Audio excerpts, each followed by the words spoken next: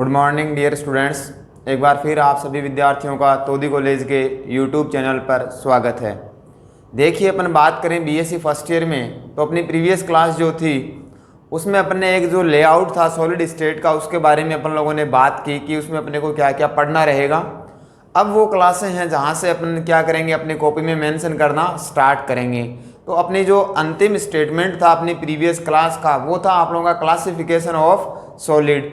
अब देखिए, किसी भी चीज़ का आप लोग वर्गीकरण करते हो, किसी भी चीज़ को अगर आप लोग क्लासिफाई करते हो तो उसका कोई ना कोई क्या रहता है, आधार रहता है। जैसे आप लोगों को जैसे अपन बात करें कि फर्स्ट डिवीजन के स्टूडेंट, सेकंड डिवीजन के स्टूडेंट और थर्ड डिवीजन के स्टूडेंट, तो उनका आधार क्या रहता है, परसेंटेज क्या रहता है, एक प्रतिशत कि 60 से अबोव है वो फर्स्ट है, 45 से अबोव सेकंड है, लेस देन 45 वो कौन से थर्ड है। तो यहाँ पे आधार क्या हो गया, परसेंटेज। वहीं अगर अपन बात करें किसकी, आप लोगों के सॉलिड स्टेट की, तो अपनी जो हेडिंग है क्लासिफिकेशन ऑफ सॉलिड, तो सॉलिड का जो वर्गीकरण होगा, ठोस का जो वर्गीकरण होगा वो मैंने आप लोगों को बताया था कि किसके आधार पे होगा, उसमें जो घटक कण होते हैं उनके अरेंजमेंट के आधार पे। कोई भी पदार्थ अगर बनता है तो उसमें क्या, जो चीज़ उनसे जिससे मिलकर के वो बना हुआ है वो चीज़ क्या होती है, उसके घटक कण क्या होते हैं, उनके घटक कण। तो जैसे मान लीजिए मैं आप लोगों से कहूं कि कोई सॉलिड आप लोगों का AB है, कोई सॉलिड आप लोगों का AB है, तो उसके घटक कण की अगर बात की जाए, अगर आपका कोई सॉलिड क्या है आप लोगों का AB, तो उसका घटक कण क्या हो जाएगा आप लोगों का A और क्या हो जाएगा B। इसी तरीके से मान लीजिए सोडियम क्लोराइड, नमक जो है वो क्या है आप लोगों का एक आयनिक सॉलिड है, तो इसके घटक कण क्या हो जाएंगे Na+ और Cl-।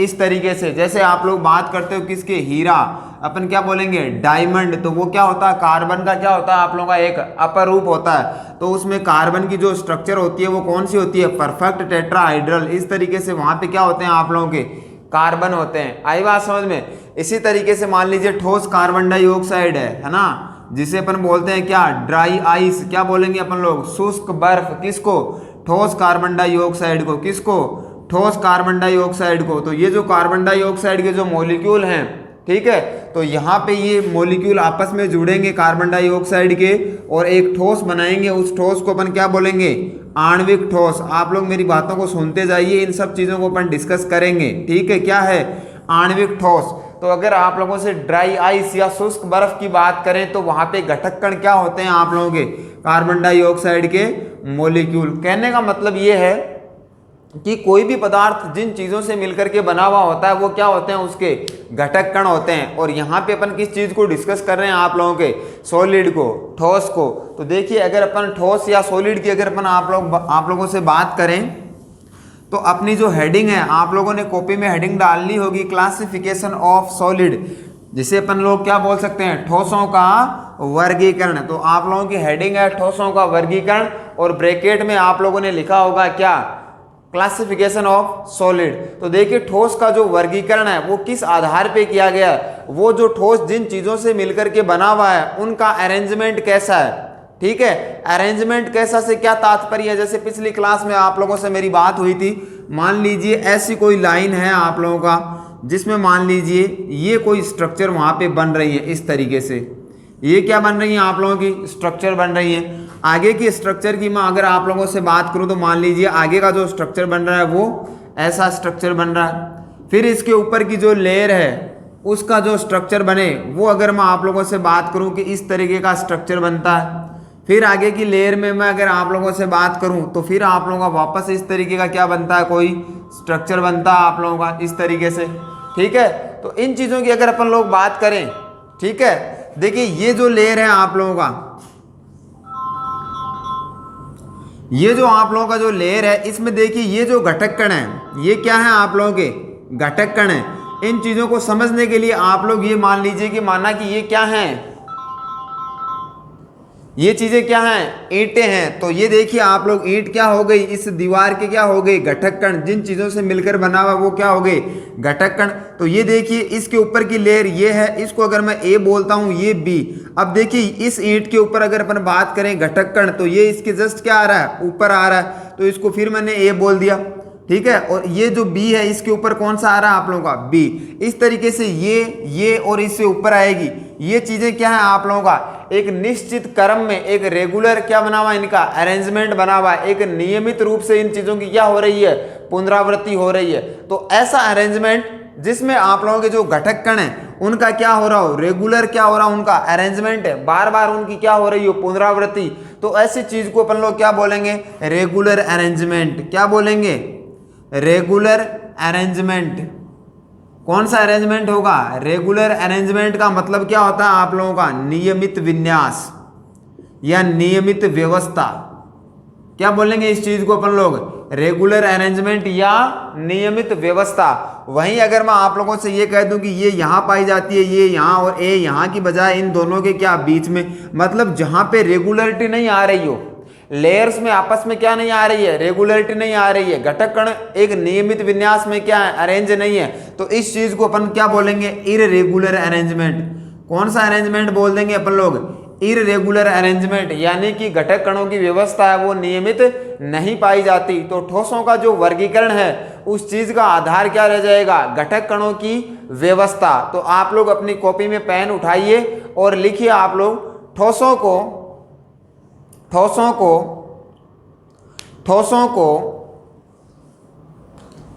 इनमें पाए जाने वाले, ठोसों को इनमें पाए जाने वाले, ठोसों को इनमें पाए जाने वाले घटक कणों की व्यवस्था के आधार पर, घटक कणों की व्यवस्था के आधार पर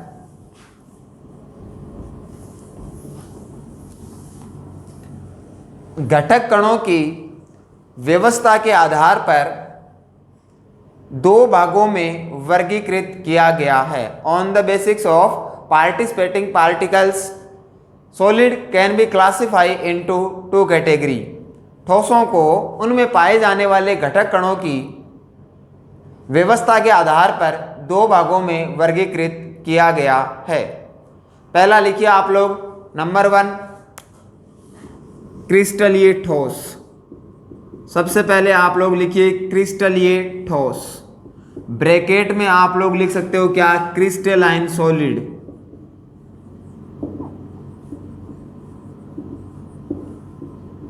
ब्रैकेट में आप लोग क्या लिख सकते हो, क्रिस्टलाइन सॉलिड। पहला कौन सा है, क्रिस्टलीय ठोस, जिसे अपन क्या बोलेंगे, क्रिस्टलाइन सॉलिड। क्रिस्टलाइन सॉलिड, इसके में आप लोग इसकी परिभाषा लिखिए, एरो लगा करके परिभाषा लिखिए, ऐसे ठोस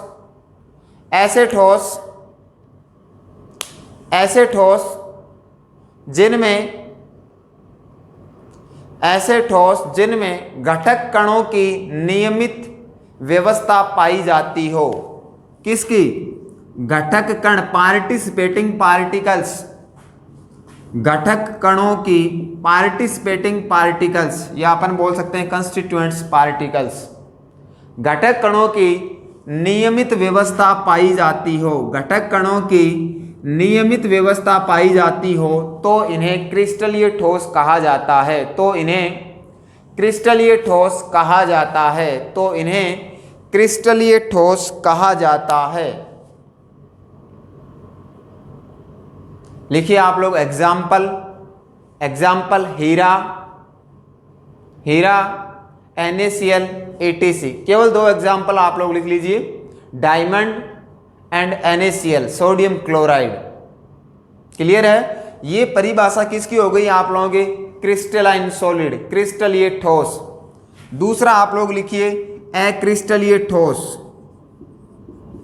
दूसरा क्या हो जाएगा, अक्रिस्टलीय ठोस, जिसे अपन लोग क्या बोल देंगे, नॉन क्रिस्टलाइन सॉलिड। क्या बोलेंगे, non crystalline solid, non crystalline solid, अक्रिस्टलीय ठोस। देखिए एक बात मैं आप लोगों को चलते चलते बता रहा हूं, अपन जो क्लास जिसमें अपन पढ़ रहे हैं उस क्लास में कुछ बच्चे क्या हैं, इंग्लिश मीडियम के भी बच्चे हैं, 15-20 बच्चे ऐसे हैं जिनका मीडियम क्या है, इंग्लिश। इसलिए मैं ब्रैकेट में आप लोगों को जो भी चीज़ें मैं आप लोगों को लिखवा रहा हूँ, जो भी डेफिनेशन या परिभाषा आप लोगों को बता रहा हूँ, या जो भी कॉपी में मैं आपको मेंशन करवा रहा हूँ, उनको साथ साथ में मैं आप लोगों क्या है, इंग्लिश में भी उनको क्या कर रहा हूँ, ट्रांसलेट कर रहा हूँ। ठीक है, इसलिए आप लोग जो इंग्लिश मीडियम के स्टूडेंट हैं, वीडियोज़ को अगर आप लोग बार बार इनको देखोगे करोगे तो मुझे नहीं लगता आप लोगों को इसमें प्रॉब्लम आएगी। फिर भी कुछ बच्चे जो हैं वो कॉलेज में आकर के पर्सनली मिले हैं कि सर हमें इंग्लिश मीडियम में क्या है कुछ क्लासेज में इस तरीके से, ठीक है।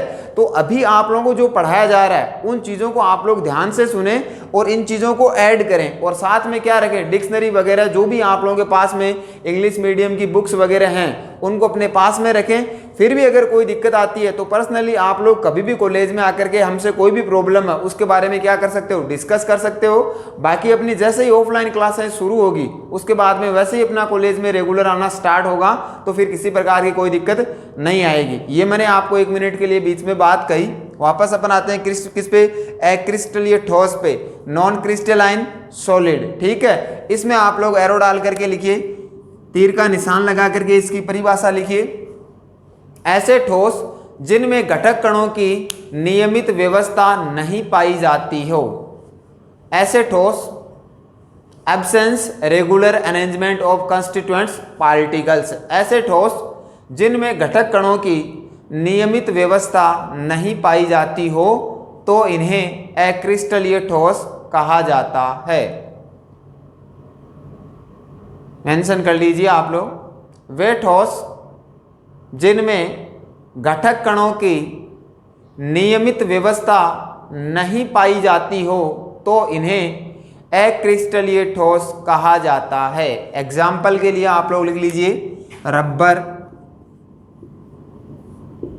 Glucose, ATC, rubber, glucose, ATC, rubber, glucose, ATC. Glucose की जगह बेटर आपको प्रोटीन भी आप लोग लिख सकते हो, क्या, प्रोटीन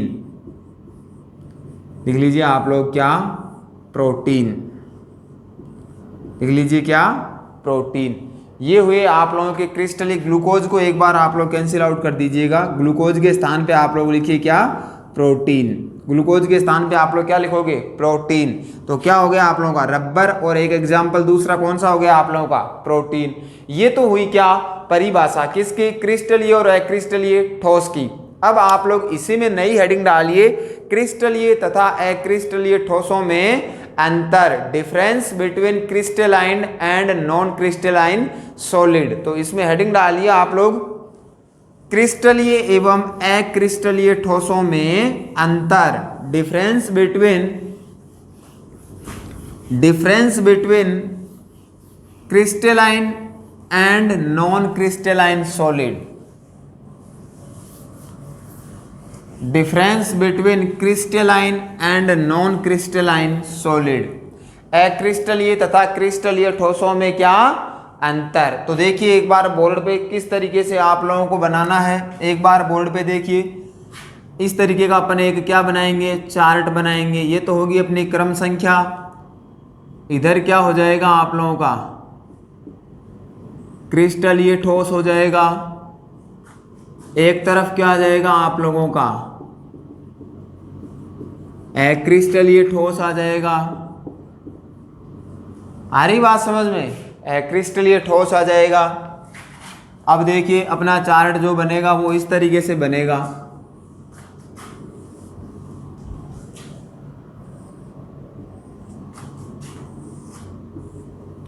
इस तरीके से।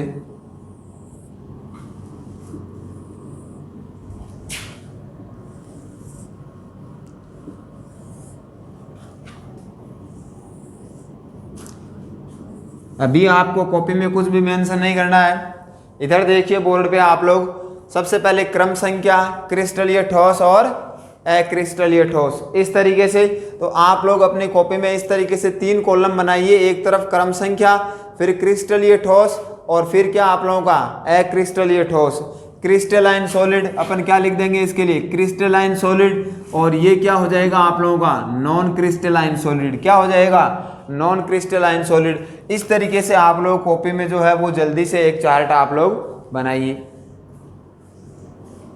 नीचे से इसको ब्लॉक नहीं करना है, ठीक है। तकरीबन आप लोगों का ये जो है 10-12 लाइंस में ये आपका एक चार्ट बनेगा। कॉपी में आपकी जो लाइंस बनी हुई हैं 10-12 लाइन तक एक बार आप लोग इनको लाइन है उनको लाइए, एक बार इनको ब्लॉक मत करना, क्योंकि हो सकता है आगे भी ये लाइनें अपनी बढ़ जाए। तो आप लोगों की कॉपी में जो नोट्स हैं वो अच्छे लगे बनाए हुए, ठीक है। तो आप लोग इसको ब्लॉक मत करना, बाकी इस तरीके का चार्ट आप लोग कॉपी में बनाइए जल्दी। सबसे पहले क्रम संख्या, क्रिस्टलीय ठोस और अक्रिस्टलीय ठोस।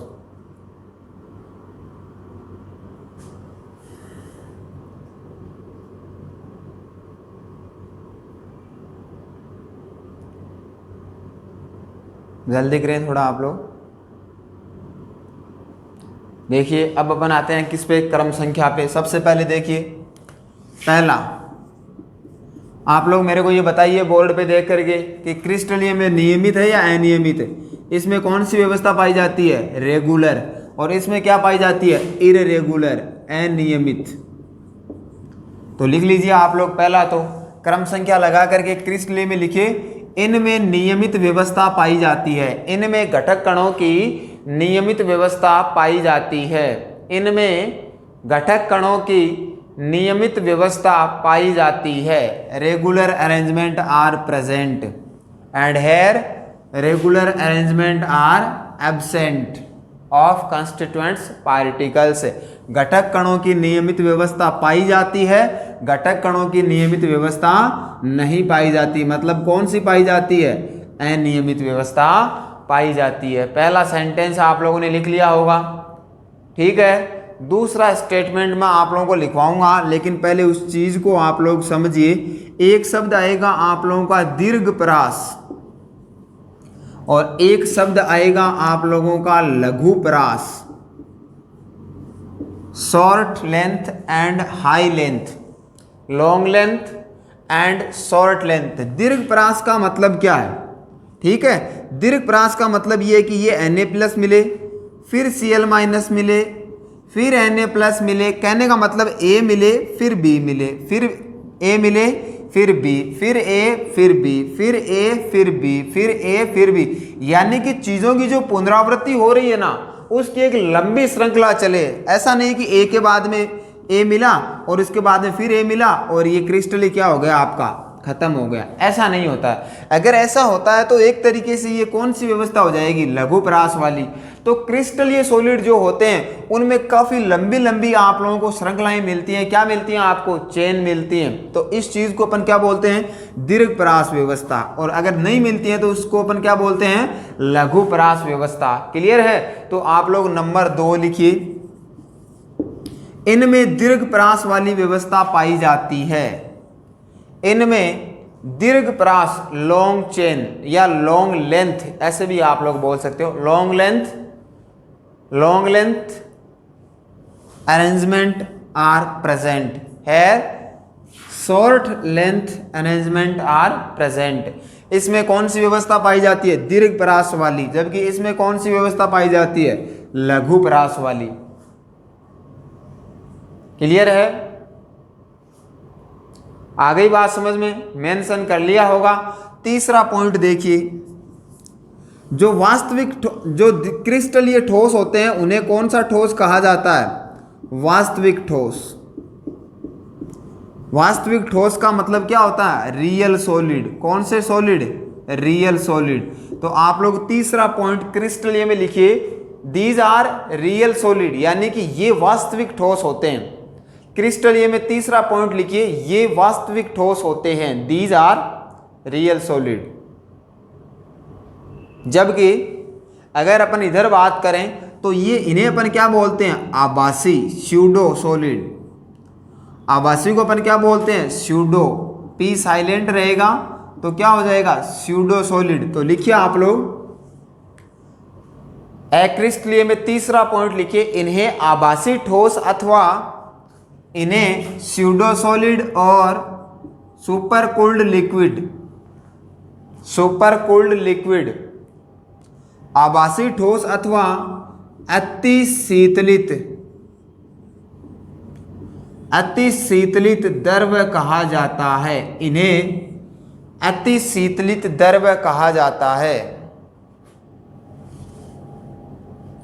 इन्हें अति शीतलित द्रव कहा जाता है। इन्हें अति शीतलित द्रव कहा जाता है। ये तीसरा स्टेटमेंट हुआ, मेरे हिसाब से आप लोगों ने मेंशन कर लिया होगा। चौथा स्टेटमेंट आप लोग लिखिए, चौथा स्टेटमेंट लिखिए, चौथा स्टेटमेंट आप लोग लिखिए,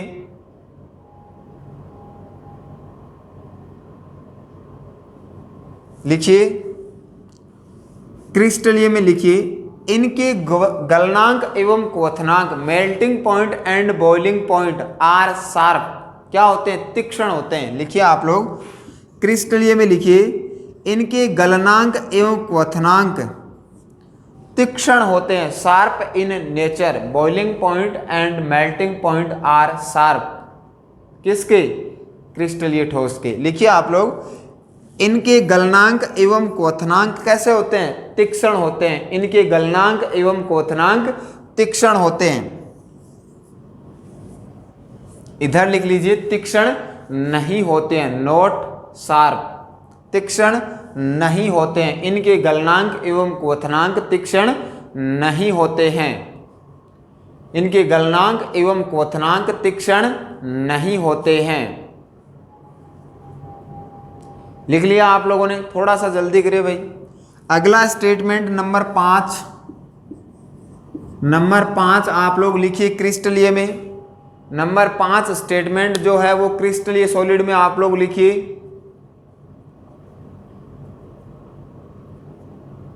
इनकी एक निश्चित गलन उष्मा होती है। गलन नहीं, लिखिए गुप्त उष्मा। इनकी एक निश्चित गुप्त उष्मा होती है।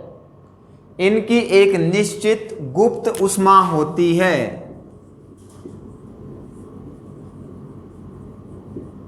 इनकी एक निश्चित गुप्त उष्मा होती है। इनकी एक निश्चित गुप्त उष्मा होती है।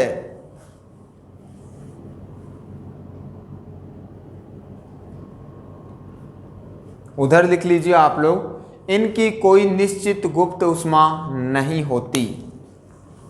इनकी कोई निश्चित गुप्त उष्मा नहीं होती। ये तो आपके 5 डिफरेंस हो गए। आगे अपन बात करेंगे 6वें डिफरेंस की। तो पॉइंट नंबर डाल लीजिए आप लोग 6 पॉइंट डालिए।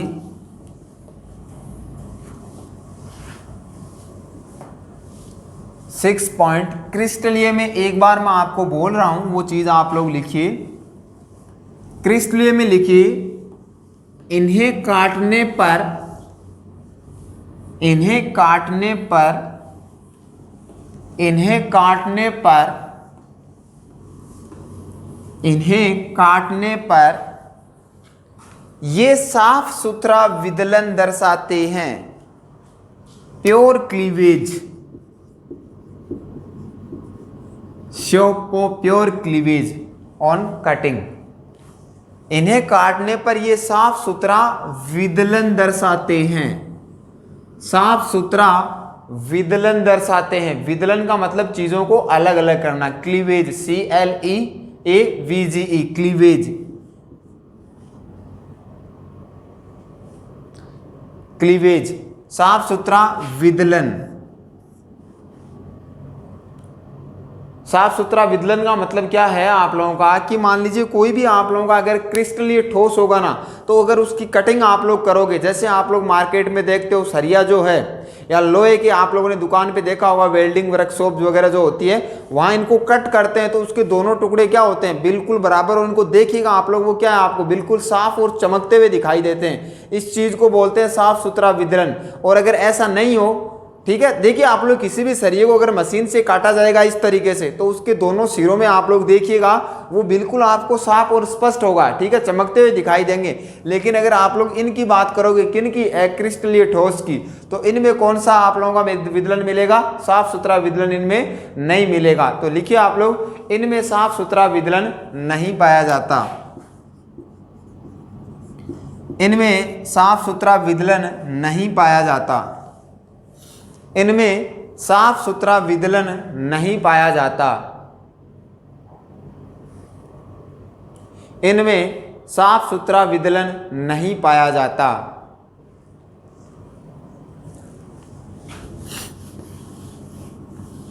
इनमें साफ सुथरा विदलन नहीं पाया जाता। Next point number 7। नेक्स्ट है आप लोगों का पॉइंट नंबर 7। ये इंपॉर्टेंट है भैया, स्टार लगा लीजिए, कई बार एग्जाम में पूछा गया है और आगे अपने इसको कंप्लीट पढ़ेंगे। विषमदेशिकता और एक शब्द है समदेशिकता।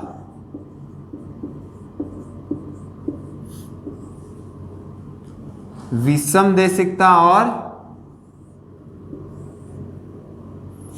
समदेशिकता, एनेंसियोट्रोपी एंड आइसोट्रोपी। लिखिए आप लोग, क्रिस्टलीय में ये विषमदेशिकता का गुणधर्म प्रदर्शित करते हैं।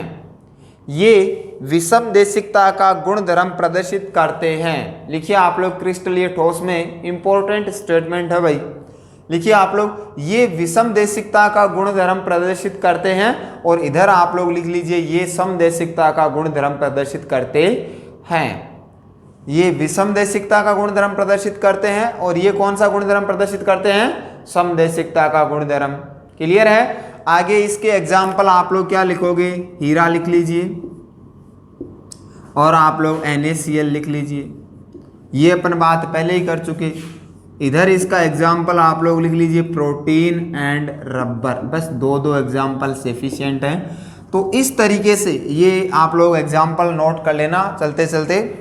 इस तरीके से आज की अपनी जो क्लास हुई उसमें अपना एक क्वेश्चन कंप्लीट हुआ। एक दो डिफरेंस अगर कोई और है तो आप लोग अपनी बुक को उठाइएगा और उसमें एक ऐसी, जैसे आप लोग इसको ब्लॉक करने से पहले, है ना, एक दो स्टेटमेंट कुछ रह गया कर गया हो आसान सा कोई स्टेटमेंट, तो आप लोग उसको भी यहाँ पे ऐड कर लीजिए। हो सकता है 7 से पॉइंट आप लोगों के क्या हो जाएं, 8 हो जाएं। ठीक है, लेकिन एक तरीके से अपना एग्जाम का जो क्वेश्चन है कि क्रिस्टलीय और अक्रिस्टलीय ठोस को परिभाषा देते हुए इनमें अंतर दीजिए, है ना। क्या क्वेश्चन बन गया? Define crystalline and non crystalline solid and give difference in between crystalline and non crystalline solid. तो एक आज की क्लास में अपना इंपॉर्टेंट क्वेश्चन कंप्लीट हुआ, एक टॉपिक अपना कंप्लीट हुआ, क्रिस्टलीय और अक्रिस्टलीय ठोस। अगली क्लास जो आएगी उसमें अपन बात करेंगे ठोसों के प्रकार की, लेकिन आज अपन ने पढ़ा ठोसों का वर्गीकरण। इस तरीके से आप लोग लगातार इन वीडियोज को देखते रहिए, अपने पास में किताब भी रखिए, क्योंकि ऑनलाइन क्लासेस हैं और अपने पास में मैक्सिमम जो टाइम होता है वो 30 मिनट का होता है। तो उसमें अपन ज़्यादा से ज़्यादा 32 मिनट ले सकते हैं, 28 का भी बन जाता है, 27 मिनट का भी बन जाता है, क्योंकि नया टॉपिक कोई स्टार्ट होता है तो 2 मिनट में उसको क्या स्टार्ट करें और क्या उसको खत्म करें। ठीक है, तो इतना ही अपने पास में समय होता है। तो अपन कोशिश ये करें कि कुछ चीज़ें मैं आप लोगों को बता रहा हूँ, कुछ आसान चीज़ें जो आप लोगों की उसमें रह रही हैं, तो आप लोग अपने पास में जो है किताब रखें, या 11th 12th के जो नोट्स हैं वो भी आपको, जिन्होंने भी पढ़ाया है अच्छे तरीके से ही पढ़ाया है आप लोगों को, तो उनको भी आप लोग साथ साथ में क्लियर करते हुए चलें। जब आप लोगों की ऑफलाइन क्लासें स्टार्ट होगी और आप लोग कॉलेज में आओगे तब इन सब के नोट्स आप लोगों को अवेलेबल हो जाएंगे बिल्कुल अच्छे से। और कोई भी आपकी क्यूरी रहती है, कोई भी प्रॉब्लम रहती है मीडियम से संबंधित, तो कभी भी आप लोग हमसे कॉलेज में आकर के उस चीज़ को आप लोग दूर कर सकते हो। और ऑफलाइन क्लासें जैसे ही आप लोगों की स्टार्ट होगी उसमें आप लोगों को किसी भी प्रकार की मीडियम वगैरह की जो हैं आप लोग, क्योंकि उसमें क्लास में रहते तो आप लोग तुरंत कि सर ये चीज़ हमारे क्लियर नहीं हो पा रही है, तो उसका समाधान तुरंत मिल जाता है।